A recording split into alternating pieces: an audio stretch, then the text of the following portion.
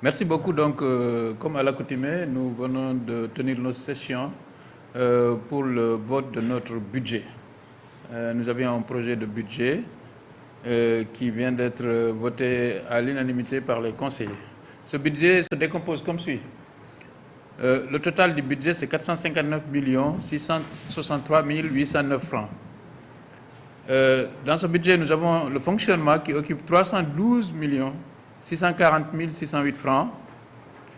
Quant aux investissements, c'est 147 23 201 francs. Dans les fonds de dotation de report sont de 37 609 835 francs. Nous avons les fonds de concours qui sont de 96 589 114 francs. Et les autres fonds, comme le fonds minier, et c'est l'occasion vraiment de remercier et féliciter le président de la République. Vous savez, on n'a pas de mine, en tout cas à ma connaissance ici, mais dans son souci d'avoir un Sénégal de tous, un Sénégal pour tous, on a décidé que maintenant quand même, les fonds miniers doivent être répartis au niveau national pour que tous les citoyens du pays puissent profiter de ces fonds-là. Donc, c'est une première pour nous et nous tenons à remercier et féliciter le président de la République à ce sujet. Pour 2021, vous savez, il y avait vraiment un projet qui me tenait à cœur, qui tenait à cœur le conseil départemental, c'est le musée. Donc, nous sommes en train de le finaliser et on espère le réceptionner bientôt. Je pense que c'est une première. Moi, en tout cas, à ma connaissance, je ne connais pas un musée dans la région de Kolda. Je pense qu'il n'y a pas beaucoup de musées au Sénégal de façon générale, en dehors de Dakar. Je pense que c'est quelque chose qui, dans l'avenir, dans des années à venir, donnera un plein impact au niveau de notre tourisme et au niveau même de notre développement. Mais en plus de ça, nous gardons le focus sur l'éducation. Pour une fois, d'ailleurs, on a vu, on va acheter des tablements pour 18 millions. Parce que le problème des tablements commence vraiment à se poser au niveau de notre département. Nous avons construit déjà beaucoup de classes, mais encore faudrait-il qu'il y ait des tablements et nous avons prévu de rectifier cette année. En dehors de ça, nous allons aussi essayer vraiment d'aider au mieux encore l'hôpital régional.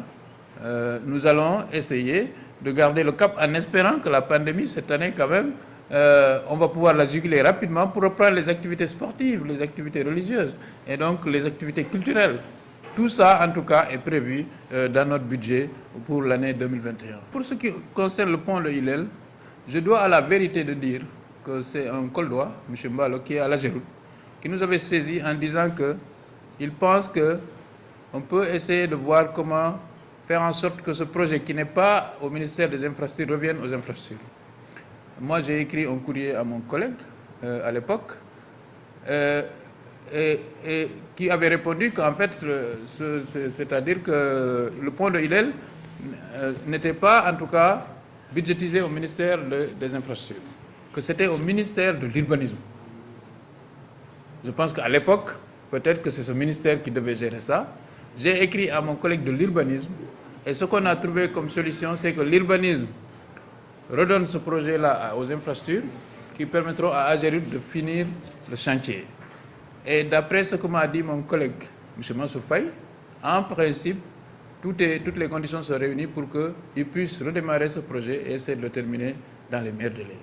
Moi, ce que je puis dire, c'est que M. Tcherno Dourabalé m'avait montré des courriers qu'il a écrits au niveau de l'ambassade de Chine. Vous savez, tout le monde sait que Tcherno Dourabalé, c'est le conseiller du président chargé des affaires chinoises. Il a fait plusieurs voyages. Et donc, je pense que c'est tout naturellement, en tout cas, qu'il a fait cette démarche.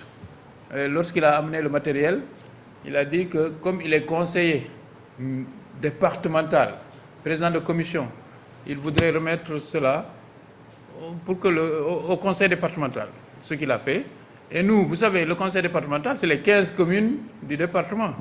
On a jugé qu'un tel matériel, la commune la mieux adaptée pour le recevoir, c'est la commune de Kolda. D'aucuns pensent qu'après tous ces investissements, avec toutes ces années, ce serait peut-être pas judicieux de délocaliser.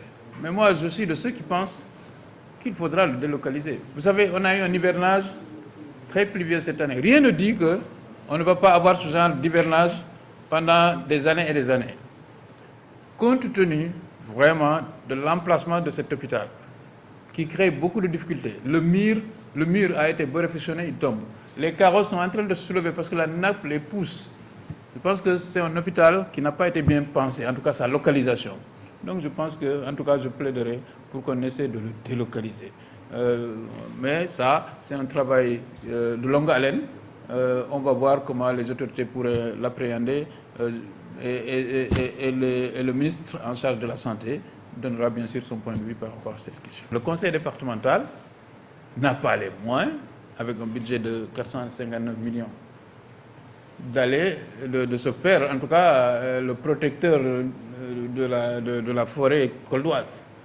Ce que je peux dire, c'est que le ministère de l'Environnement est en train d'engager une bataille féroce contre la destruction de nos forêts au niveau national. Il a même sorti, il n'y a pas longtemps, il a proposé un décret pour augmenter les forêts classées.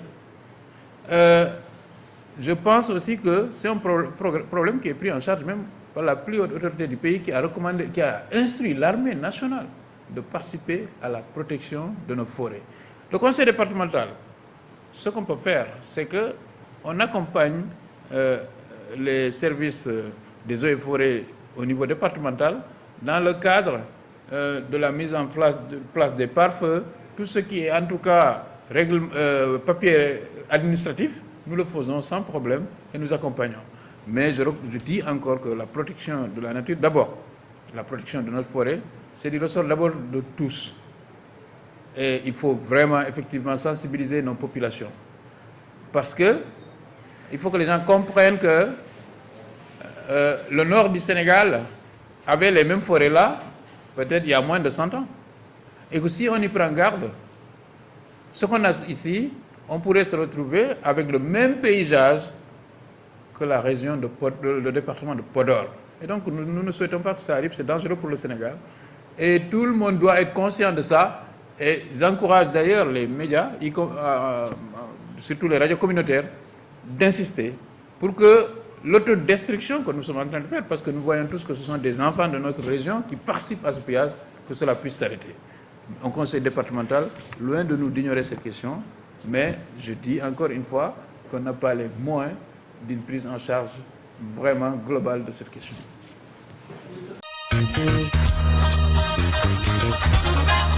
Thank you.